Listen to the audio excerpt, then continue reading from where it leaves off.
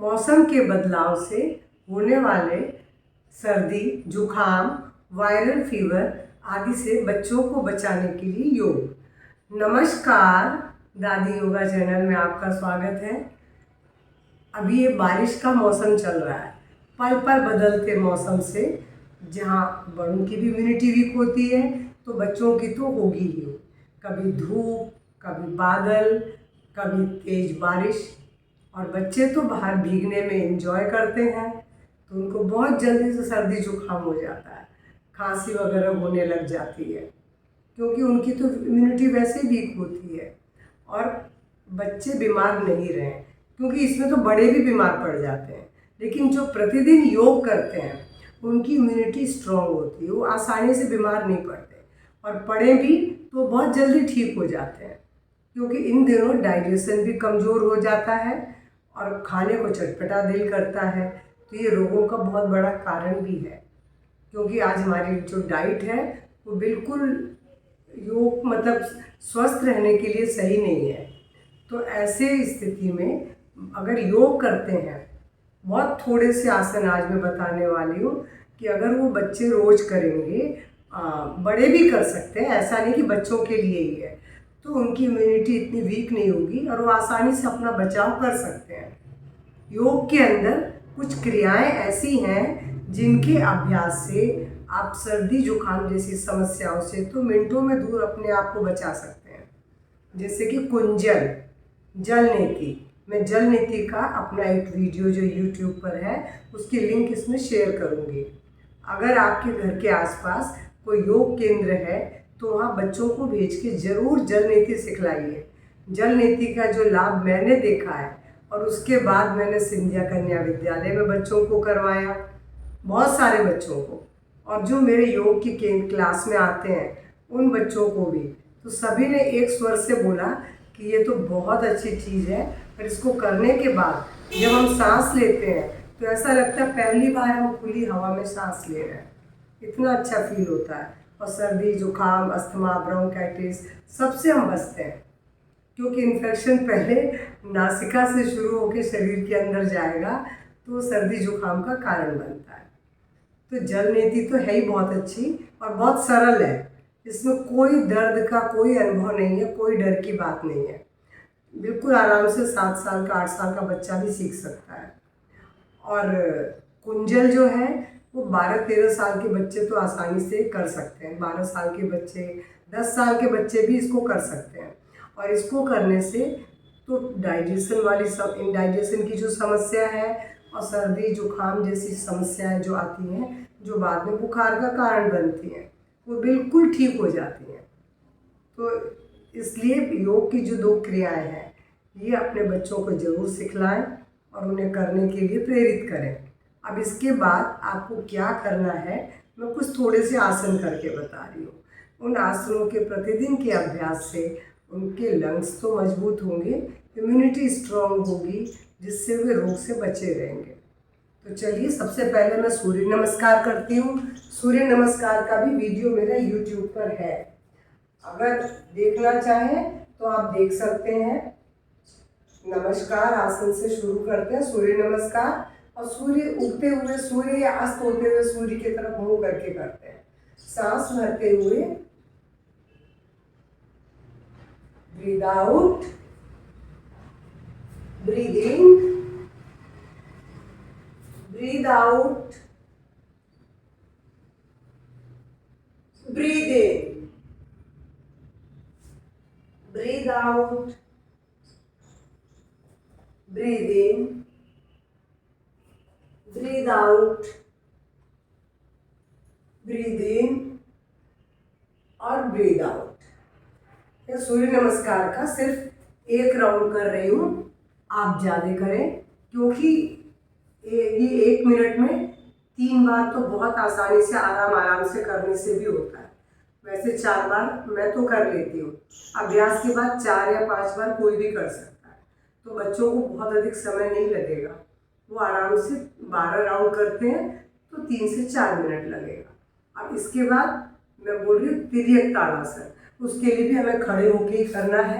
खड़े होने के बाद पैरों को मिला लेंगे, हाथों की उंगलियों को इंटरलॉक कर लेंगे। सांस भरते हुए हाथ को ऊपर खींचें, अपर पार्ट को पूरा खींच लें। अब ब्रीथ आउट करते हुए हम एक साइड में बैंड हो जाएंगे। लंबी गहरी सांस लें, छोड़ें। लगातार इसमें 1 मिनट तक रुकें और ब्रीथ आउट करते हुए सांस भरते हुए सीधे हुए और ब्रीथ आउट करते हुए हाथों को नीचे ले आए। इसी को हम दूसरे साइड से भी करेंगे। फिर से सांस भरते हुए ऊपर खींचें, बेंड योर लेफ्ट साइड। अब यहाँ नॉर्मल ब्रीदिंग या लंबी गहरी श्वास का अभ्यास रखें तो ज़्यादा अच्छा है। और यहाँ भी आप 1 मिनट रुकने के बाद सांस भरते हुए हाथ को ऊपर लाएं और ब्रीथ आउट करते हुए नीचे। ये था तिर्यक ताड़ासन। तिर्यक ताड़ासन के बाद मैं दूसरा अभ्यास बताती हूँ, उष्ट्रासन। उष्ट्रासन के लिए वज्रासन में बैठना। वज्रासन में बैठने के बाद सांस भरते हुए सीधे उठे और मैं आपको इधर से दिखाऊंगी तो ज़्यादा अच्छी तरह समझ में आएगा। सांस भरते हुए पीछे, पूरी सांस, आंखें बंद, लंबी गहरी सांस लेंगे, छोड़ेंगे। लगातार श्वास प्रश्वास। यहाँ भी आप 1 मिनट तक रुकें और उसके बाद ब्रीथ आउट करते हुए सीधे हो जाए। ये था। और उसके बाद ब्रीथ आउट करते हुए पूरी तरह से रिलैक्स हो जाए। तो ये था उष्ट्रासन। उष्ट्रासन में भी लंग्स को खिंचाव मिलता है, ऑक्सीजन अधिक मात्रा में जाती है, तो सर्दी जुकाम जैसे रोगों में बहुत लाभदायक है। अब इसके बाद मैं बोलूँगी भुजंगासन। ये बच्चों के आत्मविश्वास को बढ़ाता है, लंग्स को स्ट्रॉन्ग करता है, इम्यूनिटी को भी बढ़ाता है। उसके लिए पेट के बल लेटना होता है, हथेलियों को पसली के पास। सांस भरते हुए उठे, गर्दन को पीछे ले गए, आंखें बंद हैं और लंबी गहरी सांस भरें, छोड़ें। इसमें भी आसानी से बच्चे 1 से 2 मिनट रुक सकते हैं, उन्हें बिल्कुल रुकने में दिक्कत नहीं होगी। लेकिन ऐसा नहीं कि बच्चों के लिए ये बड़े भी कर सकते हैं, बुजुर्ग भी कर सकते हैं। जितने आसन बताए ये सब बुजुर्ग भी कर सकते हैं। और ऐसा 1 मिनट 2 मिनट रुकने के बाद ब्रीथ आउट करते हुए नीचे आ गए और रिलैक्स हो गए। तो ये तो था भुजंगासन। अब इसी में पेट के बल एक आसन और है, धनुरासन। धनुरासन भी लंग्स को स्ट्रॉन्ग बनाता है, हालांकि फैट को भी कम करता है, डाइजेशन को इम्प्रूव करता है, डायबिटीज से भी बचाता है। ये भी बहुत सरल आसन है, बच्चे बहुत खेल खेल में इसको कर लेते हैं। सांस भरते, सांस भरे, सांस छोड़े, लगातार श्वास प्रश्वास के साथ। पोज बनाते समय सांस भरते हुए उठे। अब यहाँ लगातार श्वास प्रश्वास लेंगे और ब्रीथ आउट करते हुए रिलैक्स हो जाएंगे। ये था भुजंगासन। धनुरासन। तो ये अभी तक मैंने आपको बहुत थोड़े से आसन बताए। अब एक आसन बस और बताती हूँ, जिसमें इसका नाम है मत्स्यासन। ये भी लंग्स के लिए बहुत अच्छा है और बच्चों के लिए तो बहुत ही मज़ेदार है, अच्छा है, सरल है। बच्चे पद्मासन बहुत आसानी से लगा लेते हैं। और ऐसे लगाने के बाद अंगूठे को पकड़ लेंगे, एल्बो जमीन पर, सिर का ऊपरी बीच वाला भाग जमीन पर है, लंग्स पूरी तरह से खुले हुए हैं। श्वास प्रश्वास, लंबी गहरी श्वास लेंगे, छोड़ेंगे। अगर किसी से पद्मासन नहीं लगता है तो कोई बात नहीं, वो ऐसे भी बना सकता है, ऐसे भी बना सकता है। बस सिर को इसी पोजीशन में रखना है और अब सांस भरते हुए आप रिलैक्स हो जाए। बस इतने से आसन मैंने बोला कि बच्चे आसानी से कर सकते हैं। तो बच्चों को इन आसनों का अभ्यास जरूर कराएं, क्योंकि मौसम जो है हर साल देखते हैं बारिश के मौसम में ऐसी स्थिति रहती है और बच्चे जरा से में सर्दी जुकाम बुखार इन सबसे बहुत परेशान हो जाते हैं। अब मैं आपको 2 प्राणायाम बताऊंगी जो बच्चे तो आसानी से कर लेंगे, बड़े भी कर सकते हैं, लेकिन बच्चों को सभी प्राणायाम के लिए तैयार करना बड़ा मुश्किल है, उनका मन नहीं लगता है। लेकिन भस्त्रिका वो बड़े आराम से कर लेते हैं, उनको उसको करने में आनंद आता है। तो मैं बच्चों के लिए ही बता रही हूँ कि उन्हें क्या करना है और क्या नहीं करना है। तो बच्चों के लिए भस्त्रिका प्राणायाम में बस सांस भरना, सांस छोड़ना है। कैसे भरना छोड़ना है ये आप देख लीजिए।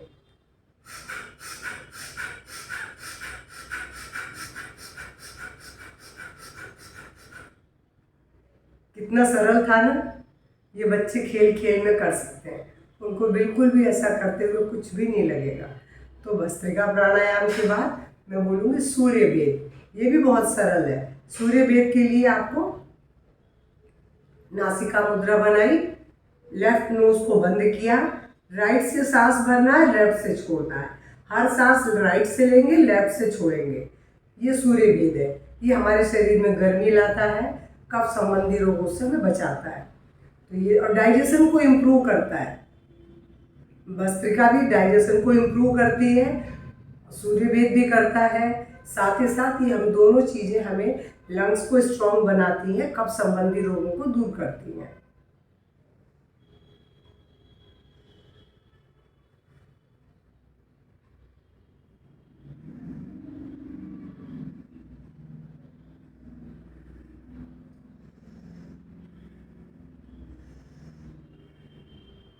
सारी सांसें आपको राइट नोज से लेनी है, लेफ्ट से छोड़नी है। तो ये था सूर्य भेद। और उसके बाद तो कपालभाति है।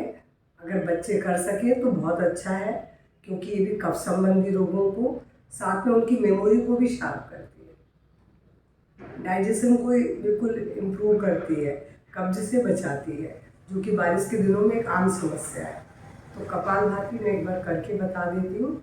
इसको स्लो मोशन में स्टार्ट करते हैं, फास्ट करते हैं, स्लो करते हुए बंद करते हैं। जब लगे कि हम और अधिक स्ट्रोक नहीं ले सकते तो धीमा करते हुए बंद करते हैं।